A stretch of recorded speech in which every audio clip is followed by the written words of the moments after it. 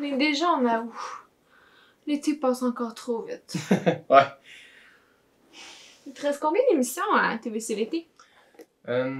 3? Ouais, en comptant cette semaine, 3. Puis, t'as-tu une idée pour la finale? Non, pas encore, mais 3 semaines, j'ai le temps d'y penser. Si j'étais toi, je commencerais à y penser tout de suite. Sinon, tu vas te ramasser comme au début de la saison avec pas d'idée de concept. Haha, très drôle.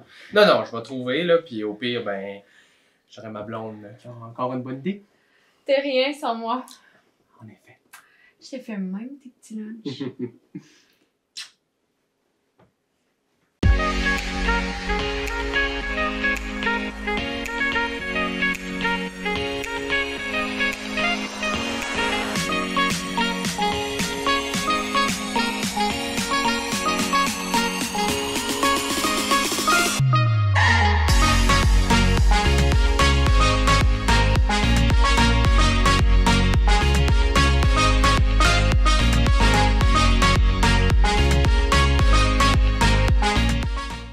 Bonne fin d'après-midi tout le monde, bienvenue à TVC l'été. Cette semaine à l'émission, mon invité d'honneur, c'est l'artiste multidisciplinaire Isabelle Carignan. Bonjour Isabelle, ça va bien? Salut, oui, merci. Merci de venir à l'émission là, pour me parler d'art, me parler de plein de belles choses. Pour commencer, justement, comment les arts sont entrés dans ta vie? Wow. Grande question. Exact. En fait, c'est une belle question parce que de base, en fait, dans mon jeune âge, quand j'étais au secondaire, tout ça, j'étais pas, je faisais pas de théâtre, je faisais pas non plus d'art visuel, j'étais pas nécessairement attirée par les arts. Là, j'étais super sportive, puis impliquée comme présidente d'école, plein de trucs comme ça. Mais par contre, je me souviens que ça m'impressionnait les gens qui arrivaient, par exemple, à faire du théâtre. Puis j'étais comme vraiment, je me disais, wow, tu sais, mais c'était quelque chose qui me semblait tellement loin de mon univers. Puis j'ai fait des études en actuariat. En mathématiques, finalement, c'était vraiment la matière. J'étais super bonne en maths, vraiment. Puis c'était tout naturel pour moi de s'en aller dans cette voie-là à l'université. J'ai étudié en actuariat, j'ai vraiment eu comme une adolescence, puis ensuite, j'étais bonne à l'école. Tu sais, tout se passait vraiment bien. Puis j'ai commencé mon travail, et je te dirais que à peu près autour de 25 ans, là, je me suis mis vraiment à plus bien aller, disons, intérieurement. Okay. Là, tu sais, là, j'arrive à mettre des mots, là, mais à l'époque, c'était juste comme, qu'est-ce qui se passe? On dirait que je perdais mes repères, puis j'avais de la misère à fonctionner, de la misère à me lever le matin, puis... Et là, je me suis mis un peu à me poser mille et une questions. J'aurais tendance à dire vraiment une crise existentielle totale. Et puis, un jour, j'ai juste comme tout arrêté ce que je faisais. Donc là, j'avais un emploi à Montréal, un appart, un bon salaire là, actuel. Je gagnais super bien ma vie. J'ai tout arrêté ça. J'ai vendu ce que j'avais. J'ai pacté mon char avec mon chat. J'avais toujours été attirée par la Gaspésie. J'étais jamais venue en Gaspésie à cette époque-là. Ouais, tu viens pas d'ici du tout? Absolument pas. Et là, je suis partie. Et là, je veux juste faire un petit... tu sais, à l'époque, là, on parle de... Mon Dieu, ça me rajeunit pas, mais peu importe. Hein, l'âge, c'est un autre... Comment dire? C'est abstrait. Mais on parle de 25 ans. Là, j'ai gradué en 99. 30 ans, presque 30 ans maintenant. Incroyable.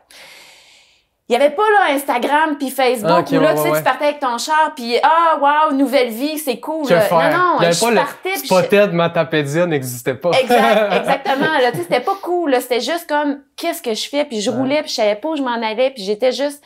Et là, j'ai fait le tour de la Gaspésie, puis je me suis arrêtée finalement à Sainte-Félicité, qui est juste à côté de Matane, sur le bord du fleuve. Je me suis trouvé un petit appart là.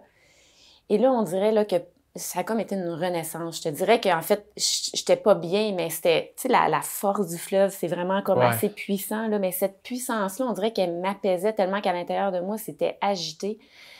Et là, tu sais, j'ai comme pleuré, comme une des choses que j'avais jamais nécessairement fait, ce que je trouve étrange maintenant, parce que comme je suis une personne sensible qui est comme assez fluide avec toutes les gammes d'émotions possibles, là.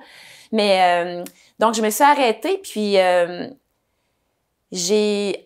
je me demandais un peu ce que j'allais faire de ma vie, puis je me disais, je retourne ça en actuariat, puis j'étais comme dans mille et une questions. Et là, j'avais vu passer une petite annonce à l'époque, c'était pas des posts, c'était des petites annonces dans le journal disant que le théâtre ça s'appelait peu importe, le théâtre là-bas cherchait des comédiens pour 2 pièces d'été qui jouaient. OK. Puis j'avais jamais fait de théâtre, mais je me suis dit, bah, pourquoi pas, je vais aller voir. Belle activité. Exact. Pourquoi pas? Et là, tu sais, j'étais quand même jeune, là. J'avais 25, 26 ans à ce moment-là, puis je suis rentrée dans cet univers-là, puis Marie-Brigitte, qui était la metteur en scène, elle dit, je t'ai vu arriver, puis tu sais, elle cherchait genre une jeune première dans une pièce de Molière, là, tu sais, j'étais tout jeune. Et là, elle dit, j'ai vu ma Marianne qui marchait dans le corridor, tu sais, dans le sens que je suis arrivée juste au bon moment pour elle, parce que les 2 rôles qu'elle cherchait, j'avais le casting qui fitait. Et là, j'ai rentré dans cet univers-là, pour moi, qui était un univers complètement inconnu, puis c'est comme si je découvrais un univers parallèle à celui qui était plutôt rationnel, parce qu'on s'entend que l'univers des chiffres, tu sais, de l'actuariat, mais aussi du milieu des affaires, c'est très rationnel, tu sais. Et là, je suis rentrée dans un tout autre univers où là, tu sais, il y avait le texte de théâtre, mais il y avait, tu sais, le corps sur scène, la musique, l'écoute, les costumes. Je me disais, oh my God! Ça a été un déclic? Ça a été un déclic, mais tu sais, total, là, très, très fort.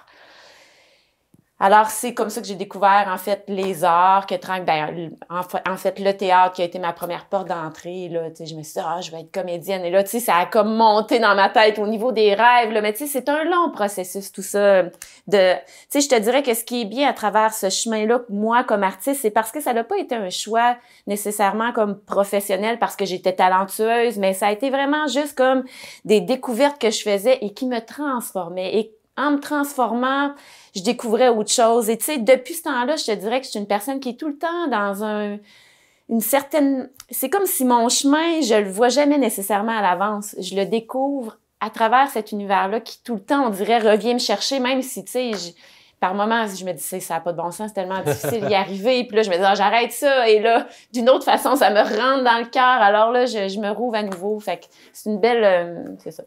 Finalement, j'ai plein de trucs à dire. Justement, tu te spécialises dans le théâtre, aussi la poésie. Qu'est-ce qui te plaît dans ces 2 arts-là, le théâtre et la poésie? Oui, ben et l'art visuel aussi. Et l'art visuel exactement, aussi, ouais. Parce que je te dirais que le théâtre, c'est ça, j'ai suivi des formations comme comédienne et j'ai quand même joué dans quelques pièces à l'époque. Et là, j'ai rencontré quelqu'un qui, lui, faisait de l'art visuel et qui m'a dit, tu sais, j'ai jamais été bonne en dessin, là. Tu sais, vraiment, là, puis encore là, techniquement, je fais pas des très beaux bonhommes allumettes, là, quasiment, là.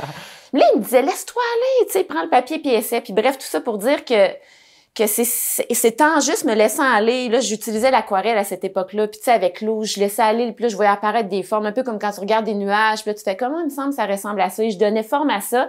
Et tu vois, les gens voyaient mes trucs puis disaient, ah, crime, c'est super beau, t'as-tu envie d'exposer? Puis là, tu vois, sans que je le veuille, ça s'est mis ça à prendre un peu plus d'ampleur. Là, je me suis mis à exposer, les gens achetaient mes trucs. Puis là, ça a été un premier univers. Puis là, si je reviens à ta question qui était, qu'est-ce que j'aime à travers qu'est-ce qui te plaît là-dedans? Ben, en fait, tout. Mais je te dirais qu'à la base, j'aime créer. Mm-hmm. C'est la création. Puis je me rends compte, c'est pour ça multidisciplinaire, c'est que j'ai pas vraiment d'étiquette parce que je suis tu sais, je fais un peu de tout selon, mon Dieu, comme là, dernièrement, Parle-moi, c'est en effet un texte poétique que j'ai écrit. C'est la première fois que je faisais ça en réalité, tu sais. Parce que là, j'avais une envie qui se précisait. Puis là, ben, les moyens que j'ai utilisés, ça s'est trouvé être ça. Mais tu sais, j'essaie de partir plus de l'intérieur puis de découvrir la forme que ça va avoir que de me dire, je veux écrire un poème. Tu sais, on dirait que ça, pour moi, ça fonctionne pas. Puis c'est un peu tu sais, quand t'es hyper talentueux, par exemple, en dessin, tu peux dire, OK, je vais faire une forêt, je vais dessiner une forêt. Ben, tu vas y arriver. Mais moi, j'ai beau me dire, je vais dessiner une forêt, je serai pas capable. Ou je vais écrire un poème, j'y arriverai pas. Il faut vraiment que ça parte comme, si j'ai à dire je t'aime, j'ai beau pas être bonne en écriture, je vais être quand même capable d'écrire je t'aime parce que je sais ce que j'ai à dire, tu sais. Fait que ça part dans le dedans, puis après. C'est une émotion, en fait. Ouais, une émotion, une intention. Ouais. Ce que j'ai. Ouais. En fait, tu crées toi aussi, là. Puis on dirait qu'il y a il y a quelque chose de plus grand que nous à travers la création. Puis c'est comme un peu ce dialogue-là entre. Il me semble qu'il y a quelque chose qui veut s'exprimer, mais qui me dépasse un peu. Et je trouve ça magnifique de me prêter un peu à ce jeu-là. Tu sais, de vraiment mettre de côté mon ego, je te dirais, ou ma volonté personnelle et de faire, il me semble que j'arrive à catalyser des trucs puis à travers mes attributs comme humains, ben, de les mettre en œuvre. Puisque les arts sont arrivés comme ça dans ta vie un peu par hasard, tu voyais pas du tout en faire une carrière professionnelle? Ben non. Non, vraiment pas, en fait. Vraiment pas. C'est arrivé comme ça? Ben oui, puis tu sais, se sentir imposteur, là, je te dirais pas que je l'ai ressenti, mais tu sais, encore aujourd'hui, honnêtement, je suis de plus en plus heureuse comme personne, disons, parce que c'est un cheminement intérieur, mais tu sais, les critères j'ai pas fité dedans, nécessairement, pas parce que je voulais pas, mais tu sais, je suis pas nécessairement reconnue encore professionnellement tant que ça comme artiste. Puis le fait de continuer, c'est parce que ça me nourrit tellement que je me suis dit, ben, tu sais, en réalité, je fais une comparaison, par exemple, avec les fleurs, là. Tu sais, des fleurs, il n'y en a pas nécessairement une identique. Elles ont toutes leur beauté, tu sais, puis c'est en essayant d'aller vers ma beauté d'artiste que je crée ma propre catégorie qui, un jour, avec du recul, va faire « Ah, finalement, c'était dans cette catégorie-là que j'entrais, si on veut me faire rentrer quelque part, là. » Mais tout ça pour dire que pour moi, c'est quand même difficile parce que j'ai pas une ligne qui est évidente, là. C'est encore un chemin qui se dessine au fur et à mesure. Je suis allé à l'hôtel de ville d'Amkoui à la rencontre de la mairesse Sylvie Blanchette qui est venue me parler de l'activité Bain moussant qui aura lieu le 9 août prochain à la piscine d'Amkoui. Qu'est-ce que cette nouvelle activité qui aura lieu à la piscine d'Amkoui? Bonjour Christophe d'abord. Ben oui, une nouvelle activité, effectivement, un bain mousse. Et c'est quoi un beach party bain mousse? Alors, c'est tout simplement quelque chose qu'on a d'abord testé l'année passée, qu'on a fait, mais c'était juste pour le camp de jour. Donc, les jeunes au camp de jour, ils ont passé des heures dans la piscine avec plein de mousse. Et les gens qui ont su ça, ils ont dit « Ouais, mais pourquoi pas? » Puis ils nous ont demandé de récidiver. Donc, c'est ça. C'est ce qu'on va faire le 9 août. Donc, on ouvre ça. On va l'avoir d'abord l'avant-midi. Ça va être offert uniquement pour les jeunes du camp de jour. Mais un après-midi de 13h30 à 15h, c'est ouvert au public. Et il faut dire que c'est déjà complet parce qu'on a de l'espace pour 160 places, donc 80 en après-midi, qui est déjà complet. Et on a aussi une autre partie en soirée de 18h30 à 20h. Là, il nous reste encore, au moment où on se parle aujourd'hui, il nous reste encore un peu de place. Fait que on pense que ça devrait quand même bien aller pour que ça se complète. Fait que c'est vraiment le 9 août que cette activité-là va se passer à la piscine d'Amkoui. Comment faire pour s'inscrire aux quelques places restantes? Bon, d'abord, pour s'inscrire, c'est que les gens ont tout simplement besoin d'appeler au 88 629 42 42, le poste 1200, et à ce moment-là, quelqu'un va leur répondre, ils vont pouvoir prendre l'inscription. Et ce que je dois te dire aussi, l'inscription est gratuite. Okay, c'est ouvert à tous et c'est gratuit pour l'inscription. Peut-être une question que tu vas me poser ou pourquoi le 9 août ou bon, qu'est-ce qui se passe après aussi parce qu'on met de la mousse dans la piscine municipale. Alors, c'est tout simplement parce que, c'est pour ça la date qu'on avait faite l'année passée, c'est qu'à partir du 10 août, de toute façon, on ferme la piscine pour une période aller jusqu'au 4 septembre. Fait que la piscine est vraiment fermée à ce moment-là pour le grand ménage, vraiment là, pour le grand nettoyage qu'il faut faire. À chaque année, on doit faire ce nettoyage-là et on la ferme le 10 août. Donc, c'est pour ça que le 9 août, on peut en profiter et que les gens peuvent s'amuser vraiment dans du bain mousse et en profiter pleinement. Je vais aussi te parler au niveau sécurité, parce que ça aussi, les gens vont nous dire « Ouais, mais il y a de la mousse, on ne voit pas », ou même pour les enfants. D'abord, pour cette activité, normalement, à la piscine, on a 2 sauveteurs. Mais pour cette activité, on rajoute un 3e sauveteur, mais en plus, on a 2 plongeurs qui sont sous l'eau, qui surveillent aussi sous l'eau durant tout le temps de l'activité. Donc, on a vraiment, en plus de 3 sauveteurs, 2 plongeurs sous l'eau. Fait que donc, on veut vraiment que ça soit sécuritaire. En terminant, je pense que c'est important de mentionner que pour se rendre à la piscine présentement, c'est différent avec les travaux que les gens peuvent voir. Où peuvent-ils se stationner? Bien, il y a un petit détour, c'est sûr. On peut le stationner à l'école polyvalente puis tout simplement à l'arrière de l'école polyvalente. Fait que, on prend le petit sentier, le petit chemin là, qui est même asphalté.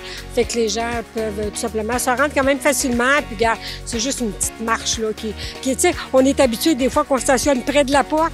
Ben là, on stationne juste un petit peu plus loin de la porte. Puis au niveau dans la cour polyvalente, dans la cour de l'école polyvalente, tout simplement dans le côté, là, où est-ce qu'on peut descendre, où on voit le centre culturel qui est juste là, un petit peu plus bas.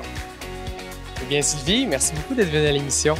Bien, merci Christophe, merci de ton offre et ça me fait vraiment plaisir de profiter aussi et je souhaite tellement un bel été aussi à la TVC et on va se revoir sûrement. Le 3 et 4 août prochain, en fin de semaine, se tiendra la classique Bob Leclerc Promutuelle, un tournoi de golf qui se fera ici même au club de golf Revermont d'Amqui. Qu'est-ce que la classique Bob Leclerc? La classique Bob Leclerc, c'est notre plus gros tournoi ici au cours de la saison. Ça dure durant 2 jours. On a ça varie d'année en année. Ça peut être 145 joueurs, 160 joueurs, 180 joueurs. Ça varie d'année en année, dépendamment de ce qui se passe un peu ailleurs. Mais cette année, on devrait avoir une 150 joueurs environ là, pour le tournoi. Alors, nous sommes bien contents. C'est un gros tournoi. Ça s'appelle la classique Bob Leclerc Promutuelle. Promutuelle nous donne un bon montant cette année pour pouvoir présenter ce tournoi-là. Alors, on les remercie beaucoup. Justement, quels sont les commanditaires de l'événement?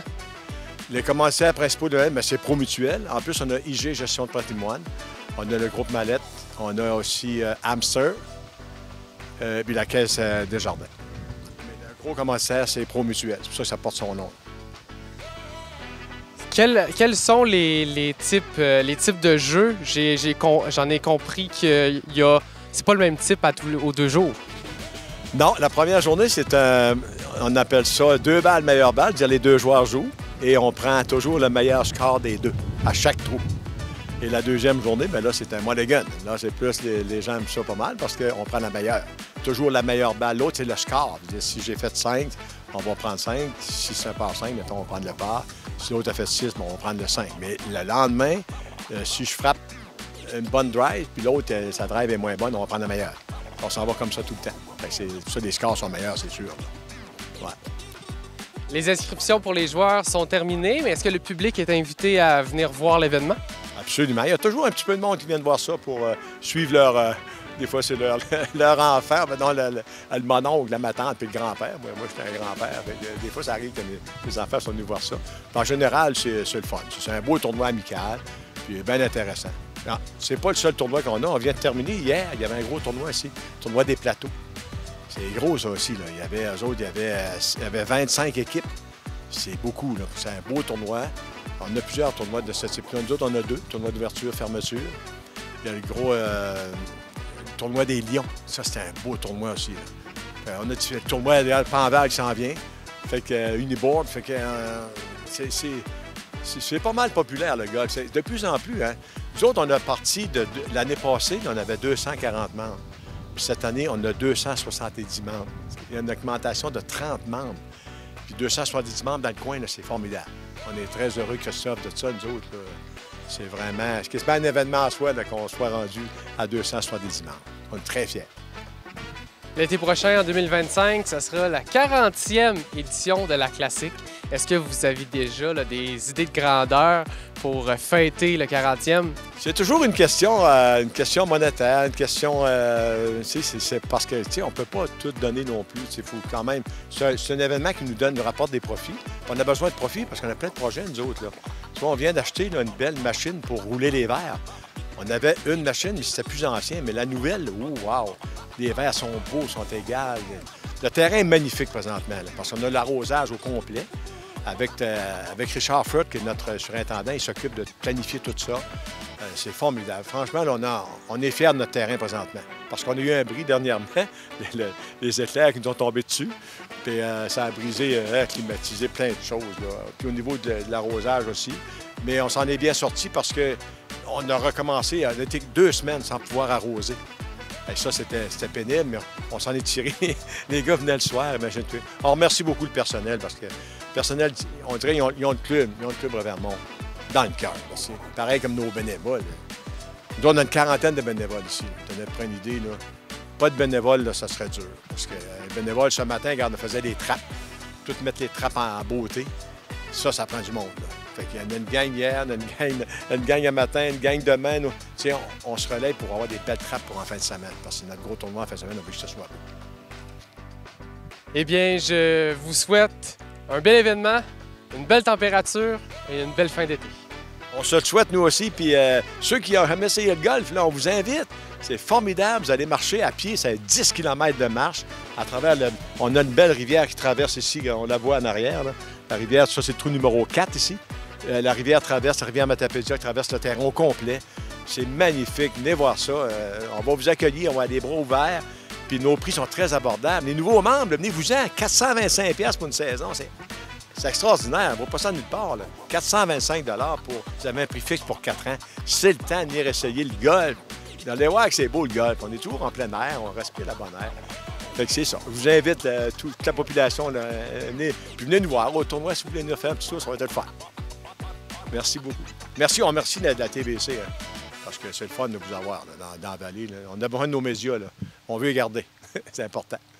Bienvenue au podcast TVC l'été, 5 ans de souvenirs. On voulait faire quelque chose de différent, qui sortait de l'ordinaire. Je sais pourquoi je vais compter ça. J'ai pu créer un peu ce que j'avais envie. Parce que l'attend. De voir. Je sais même pas si ça va où. OK. C'est le fun de se rappeler de tout ça. Oui, hein? Ben oui, là, on vient comprendre le concept du show.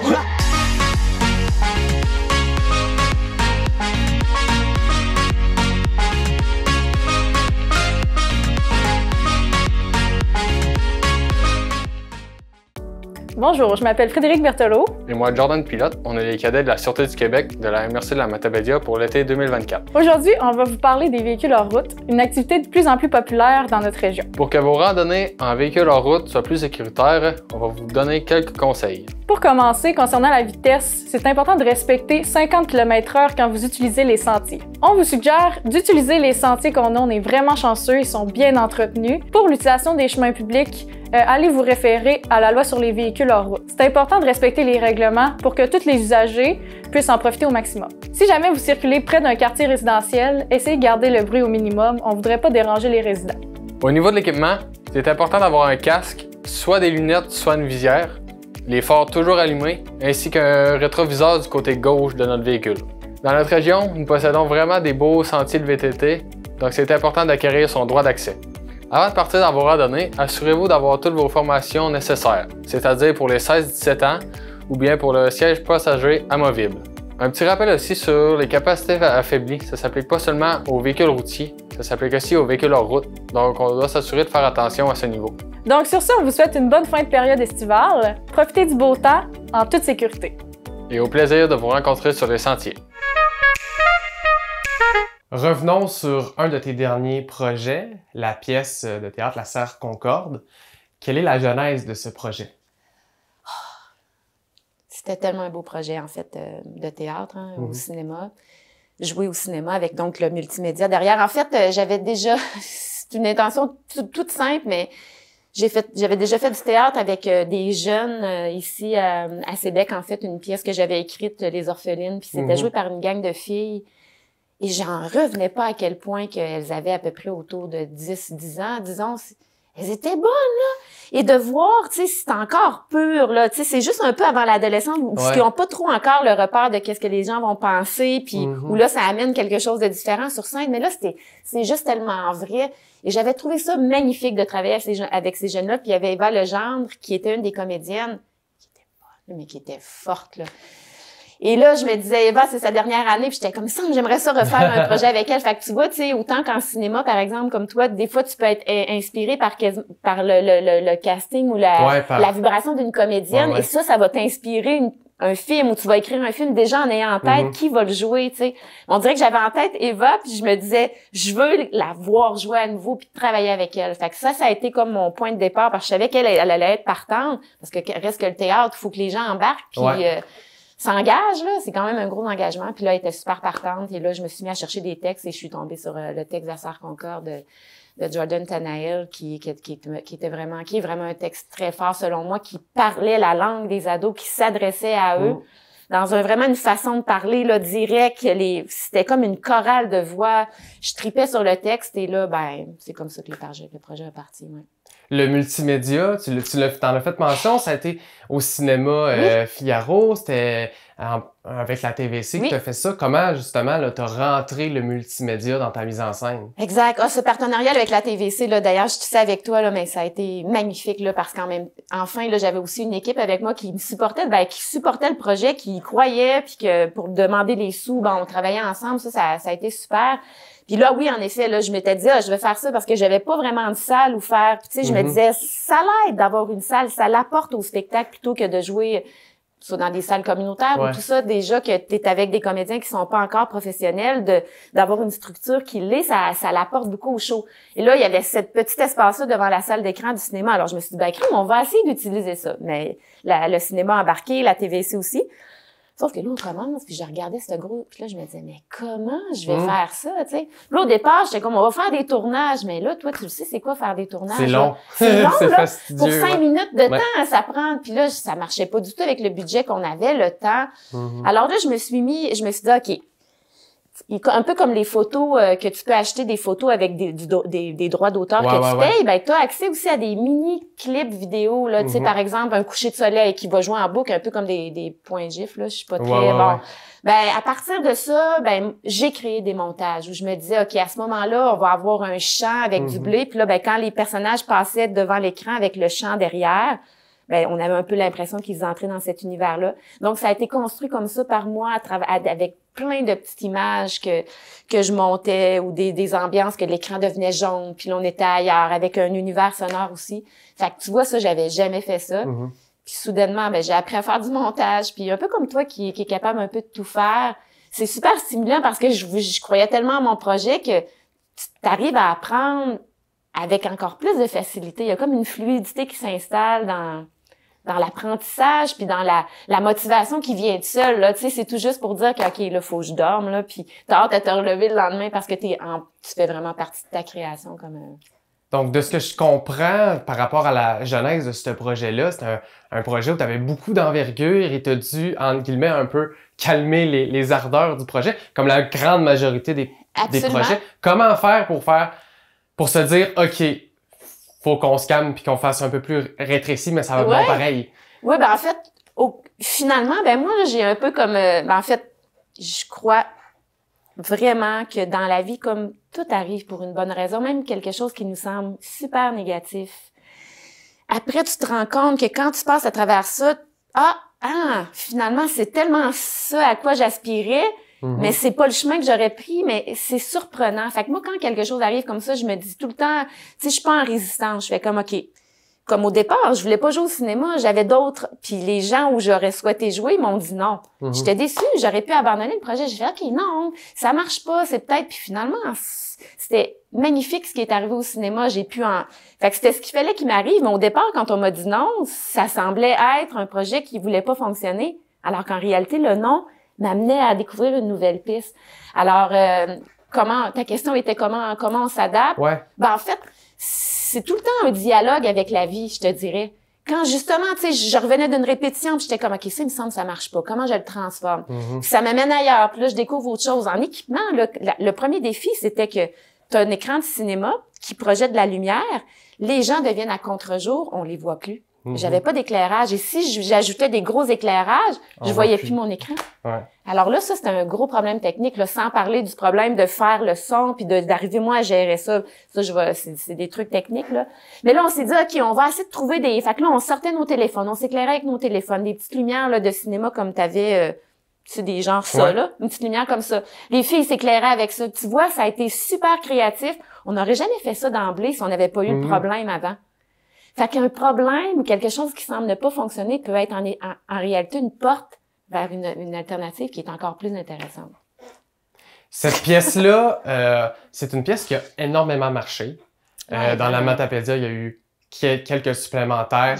Beaucoup c'était complet, presque tout le temps. Vous avez fait une représentation en Matane aussi. C'est une pièce qui a voyagé. Pensais-tu que ça allait avoir un tel succès?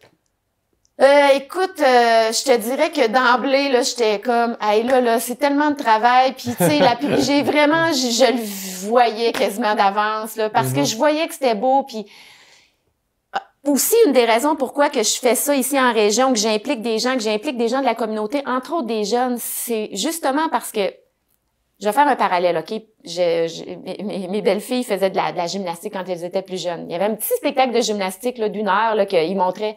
C'était plein!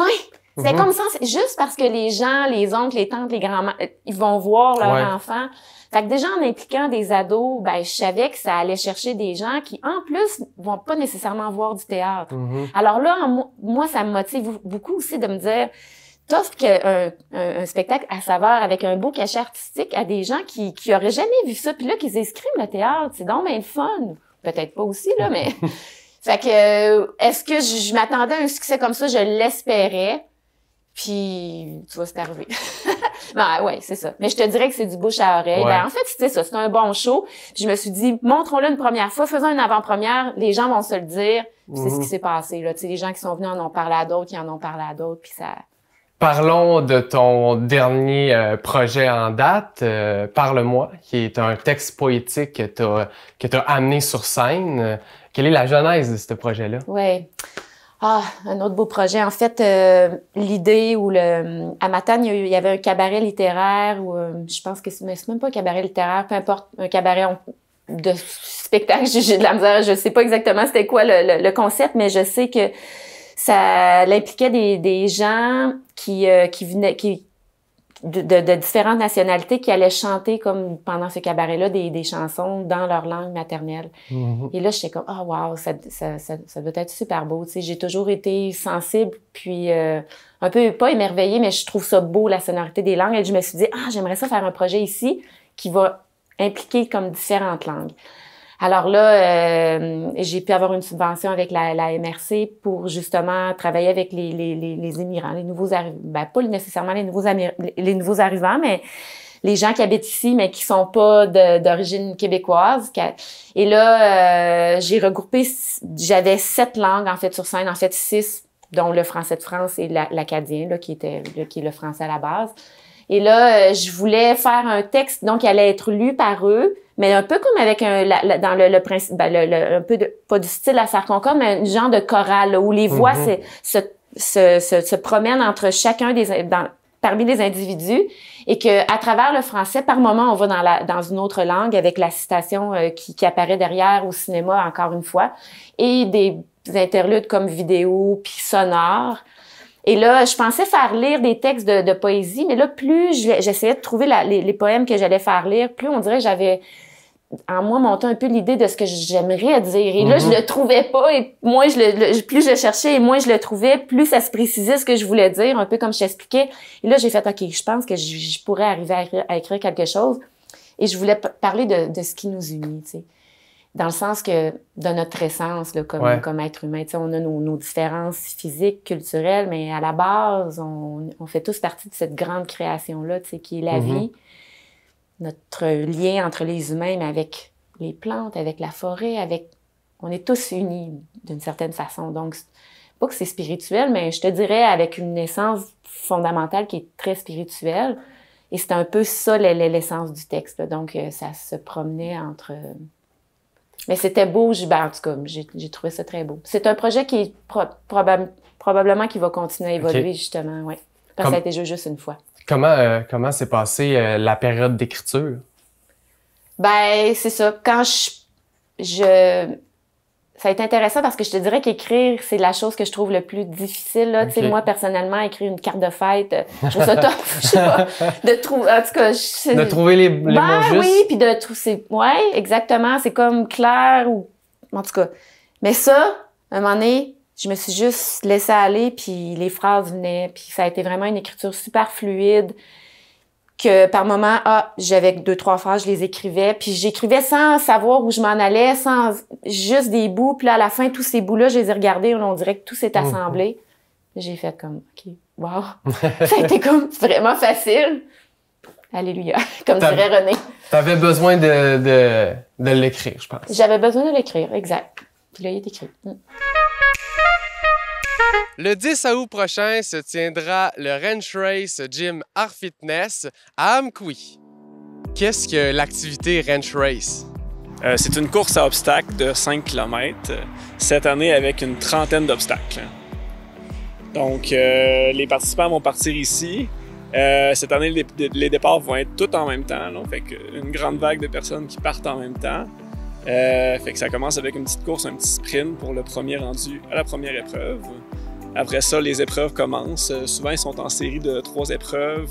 Il y a de la course un petit peu entre chaque, puis on fait le circuit comme ça. De nouveau, cette année, là, on va avoir du pigeon d'argile, donc du tir. On va sûrement aussi avoir un labyrinthe à taille humaine. Là. Fait qu'on va rentrer dans un labyrinthe, puis fait que c'est ça. À chaque année, on essaie de rajouter des gros modules comme ça pour que ça soit tout le temps différent. Là. Avec un 5 km, mais avec beaucoup d'épreuves, là, avec une dizaine de plus cette année. Tu as commencé à en faire mention, c'est la 3e édition. Comme tu l'as dit, il y a des ajouts. À quoi les gens peuvent s'attendre pour le parcours? Est-ce que c'est plus du type intermédiaire, débutant? C'est vraiment accessible à tout le monde. C'est sûr qu'on va avoir une catégorie qui va être compétitive. Les épreuves vont être un petit peu plus dures, il va y avoir un petit peu plus de challenge. Mais la catégorie normale est accessible à tous.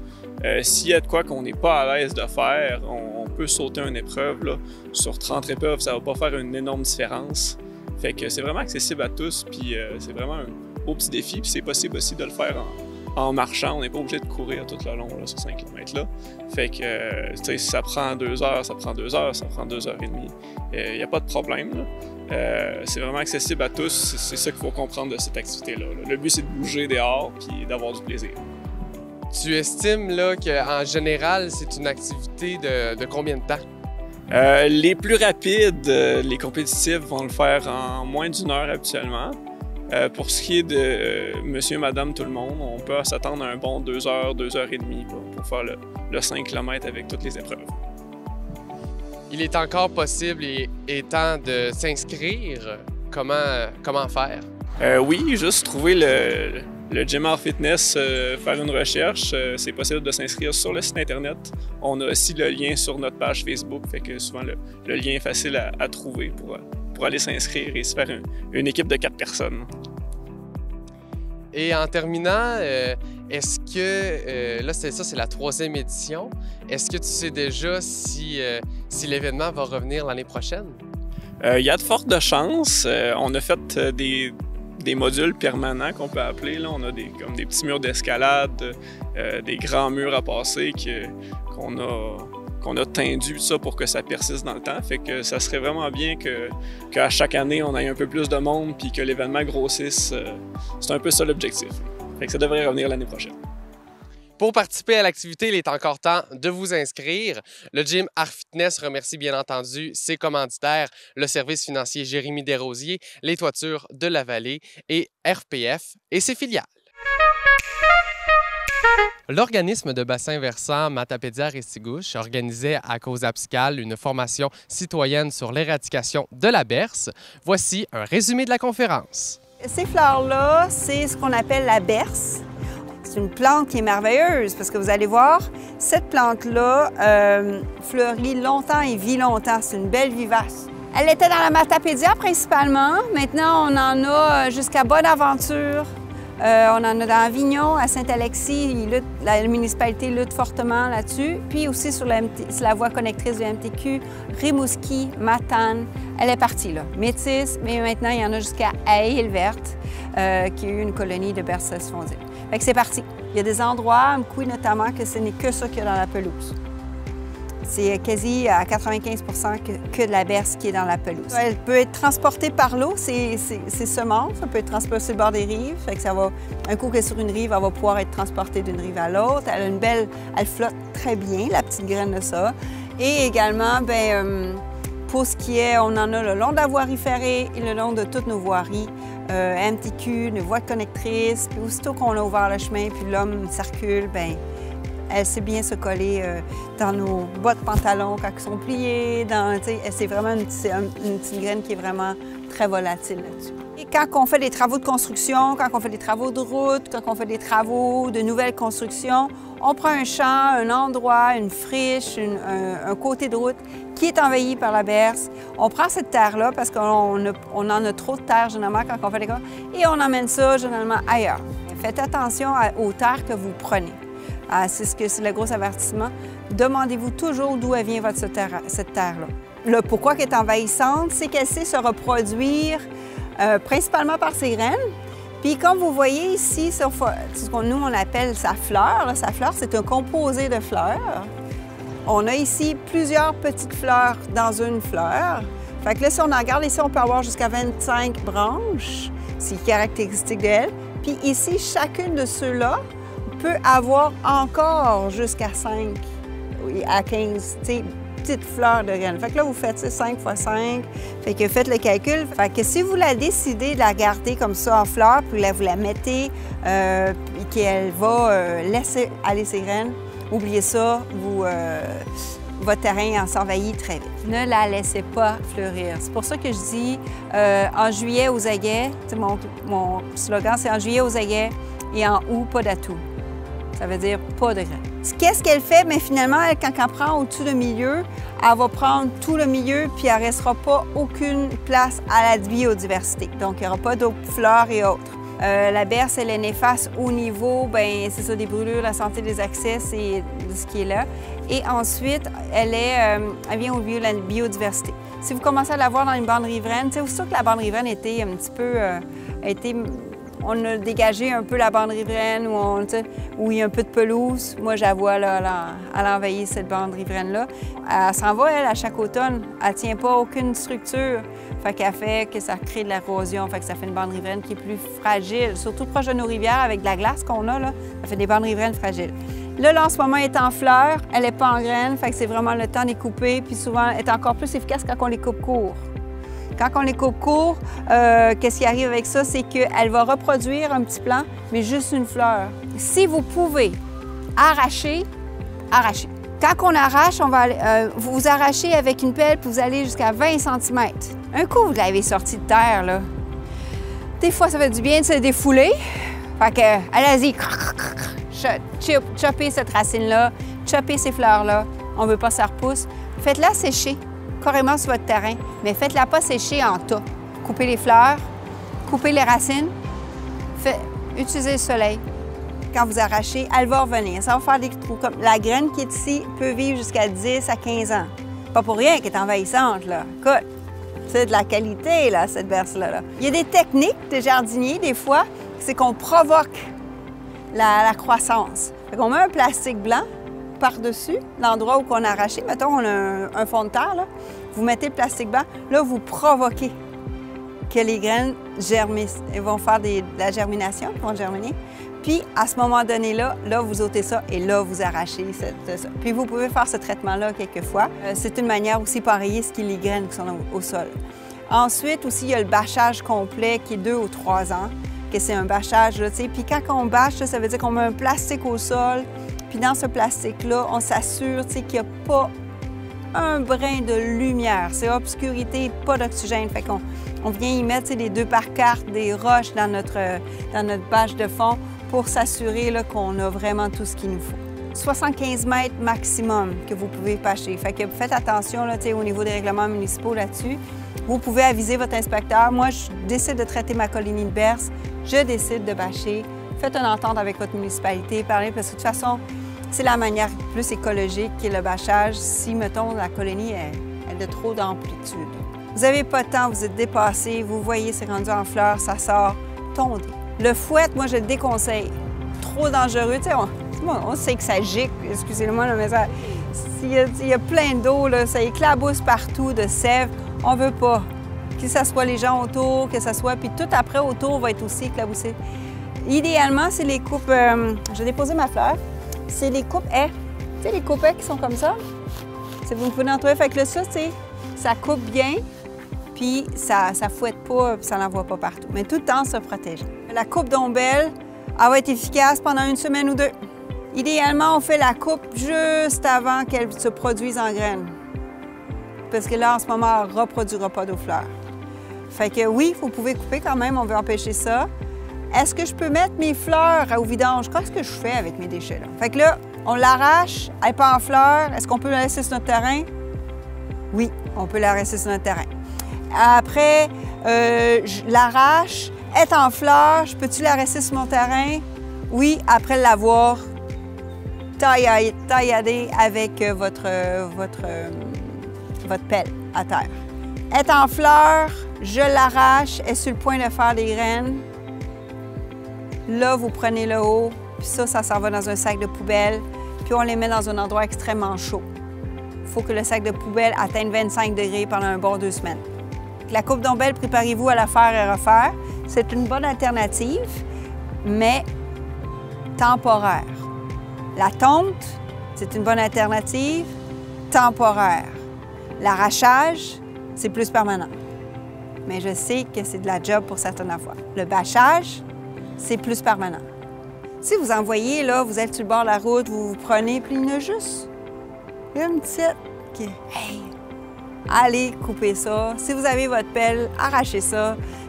Donnez-y de la misère au moins pour qu'on ait de la misère à pousser. Faites, c'est comme un effort collectif que tout le monde a fait. Moi, souvent, à ce temps-ci de l'année, j'ai une pelle. J'ai une pelle dans mon auto, puis là, j'en vois une, elle est tout seule, là. Je peux m'éviter une colonie parce que, une année après, j'en ai potentiellement 8000 qui peuvent repousser. Au printemps, on peut l'arracher, pas de trouble. Fait que c'est pour ça que c'est le moment. Lui, au printemps. Oui, de le faire au printemps. Après, on l'échappe, on en voit une qui sort, son bout du nez. Là, on sait qu'elle est où. Coupez, tu sais, là, vous coupez les fleurs. Puis quand vous coupez les fleurs, là, faites attention, des fois, on les coupe. Ça revient, ça. Ça, c'est important. Moi, ce que je fais, c'est que je mets la plante à terre, puis j'y coupe là. Parce que sinon, la fleur a tendance à revenir, puis c'est là qu'on a le danger d'éclaboussure. Si elle est en fleurs, est-ce que je peux la faire sécher et tout ça? S'il n'y a pas de semences, c'est correct. Faites-la sécher, mettez ça sur le terrain, elle va repasser la tondeuse dessus, il n'y a pas de trouble. OK?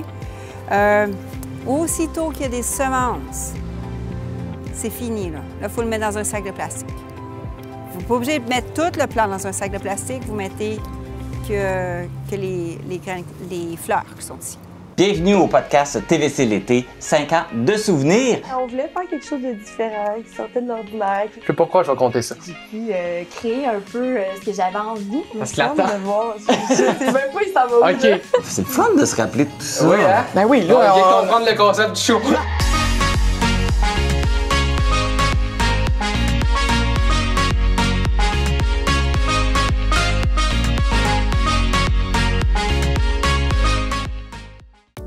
Bonjour, je m'appelle Frédéric Berthelot. Et moi, Jordan Pilote, on est les cadets de la Sûreté du Québec de la MRC de la Matapédia pour l'été 2024. Aujourd'hui, on va vous parler des véhicules hors route, une activité de plus en plus populaire dans notre région. Pour que vos randonnées en véhicule hors route soient plus sécuritaires, on va vous donner quelques conseils. Pour commencer, concernant la vitesse, c'est important de respecter 50 km/h quand vous utilisez les sentiers. On vous suggère d'utiliser les sentiers qu'on a, on est vraiment chanceux, ils sont bien entretenus. Pour l'utilisation des chemins publics, allez vous référer à la loi sur les véhicules hors route. C'est important de respecter les règlements pour que tous les usagers puissent en profiter au maximum. Si jamais vous circulez près d'un quartier résidentiel, essayez de garder le bruit au minimum, on ne voudrait pas déranger les résidents. Au niveau de l'équipement, c'est important d'avoir un casque, soit des lunettes, soit une visière, les phares toujours allumés, ainsi qu'un rétroviseur du côté gauche de notre véhicule. Dans notre région, nous possédons vraiment des beaux sentiers de VTT, donc c'est important d'acquérir son droit d'accès. Avant de partir dans vos randonnées, assurez-vous d'avoir toutes vos formations nécessaires, c'est-à-dire pour les 16-17 ans ou bien pour le siège passager amovible.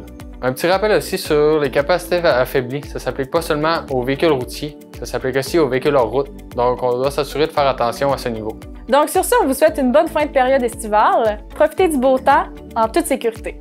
Et au plaisir de vous rencontrer sur les sentiers. Sur ton site internet, tu as écrit, je cite, « Le thème central de ce que je fais gravite autour de la poétique du visuel et ce qu'il contient d'universel. » Qu'est-ce que cette phrase signifie pour toi? Je te dirais que, tu sais, ce qui me caractérise, je suis quand même une personne comme profonde, comment dire ça, tu sais, j'aime soit pas parler, être dans le silence, ou avoir des discussions qui sont vraiment, tu sais, qui touchent le vrai dans chacun de nous, là. J'ai de la misère, puis en fait, pour moi, c'est un défi, par contre, d'être comme à la surface, là, dans l'action, dans le day-to-day, là. Ça a toujours pour moi été, je suis vraiment davantage attirée, on dirait, vers, la contemplation, puis, fait à travers ce retrait-là, ou ces silences-là en moi, ou cette ouverture-là, à énormément plus grand, là, pas que j'aime, mais de plus en plus aborder le sujet de la spiritualité, vraiment sans lien avec la religion. Là. Pour moi, c'est absolument au-delà de ça. Là, comme je lisais Einstein dernièrement, sa façon pour lui d'être spirituel ou de voir la religion, c'était en effet de se tourner devant cette grandeur-là de ce que c'est le mystère de la vie, de la nature. C'est tellement plus grand que nous. Puis, en plus, ce qui est intéressant, c'est qu'au niveau physique, de plus en plus de trucs s'expliquent aujourd'hui, de ce que c'est la conscience, l'énergie à travers les chakras, tout ça. On se regarde présentement, on se voit, mais en réalité, on est fait de vide, de particules d'information. Ça me fascine. Là. Fait que je te dirais que cette dimension-là qui m'habite, à travers ça, on dirait que tu arrives à percevoir des messages qui sont l'essentiel et qu'ensuite, tu essaies de communiquer par le tangible qu'on voit comme humain. Là. Fait que ce que ça veut dire pour moi, finalement, c'est qu'il y a des messages universels à l'intérieur de toi, de moi, qu'on connaît depuis toujours et que quand on les entend à nouveau ou quand on les voit à nouveau à travers la beauté ou quelque chose on les reconnaît d'instinct et ça nous ramène un peu à notre essence de qui nous sommes tous, tu sais. Fait que je te dirais que ça, c'est vraiment mon fil conducteur. C'est quelque chose d'intangible à la fois, tu sais. C'est ça qui est étrange. C'est comme... Cette spiritualité-là, est-ce que c'est arrivé un peu en même temps que ton arrivée dans le Bas-Saint-Laurent? Oui, absolument.